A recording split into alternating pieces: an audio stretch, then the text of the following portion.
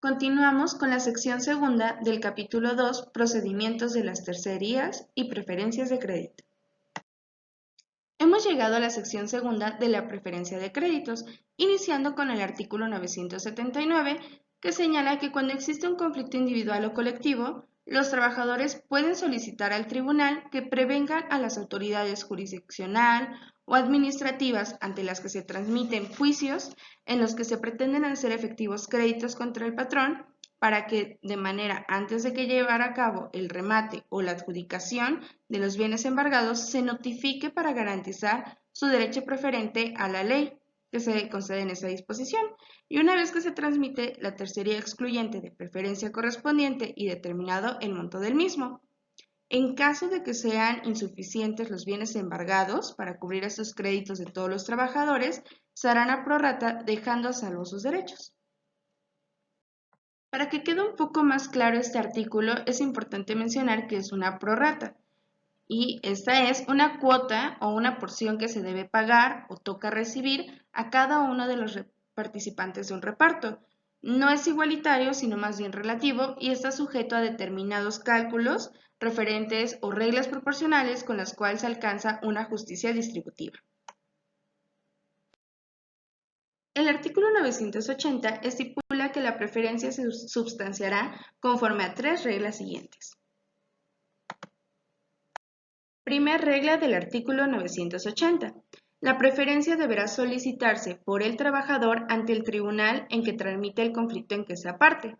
Tiene que indicar de manera específica cuáles son las autoridades ante quienes se sustancian juicios en los que se puedan adjudicar o rematar los bienes del patrón. Se acompaña de copias suficientes de su petición para correr el traslado a las partes contendientes en los juicios de referencia.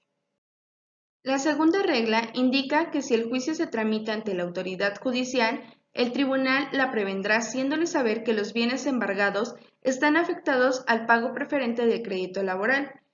Por lo tanto, antes de rematar o de adjudicar los bienes del patrón, se tiene que notificar al trabajador para que se compadezca a deducir sus derechos. Y continuamos con la última regla. En la última regla indica que tratándose de créditos fiscales, cuotas que se adeuden en el Instituto Mexicano del Seguro Social o aportación al Instituto del Fondo Nacional de la Vivienda para los Trabajadores, basta con que el tribunal remita un oficio a la autoridad que corresponda. Tiene que indicar la existencia de juicios laborales cuyas prestaciones están pendientes de cubrirse, para que antes de adjudicar o rematar los bienes del patrón se tenga que proceder conforme al artículo 979 de la Ley Federal del Trabajo. El capítulo 2, con la sección segunda, denominado de la preferencia de créditos, cierra con el artículo 981. En el cual se indica que cuando en los juicios seguidos ante el tribunal se haya dictado sentencia por una cantidad líquida o se haya efectuado a liquidación correspondiente, el tribunal lo tiene que hacer saber a la autoridad judicial o administrativa que haya sido prevenida. Esto bajo los términos del artículo 980 de esta ley.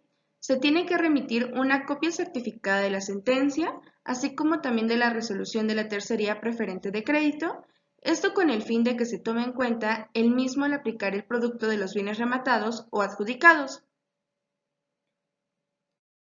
Es importante mencionar que si el patrón antes del remate hubiese hecho algún pago para librar sus bienes, debe cubrir con este el importe de los créditos laborales en que se hubiese hecho la prevención.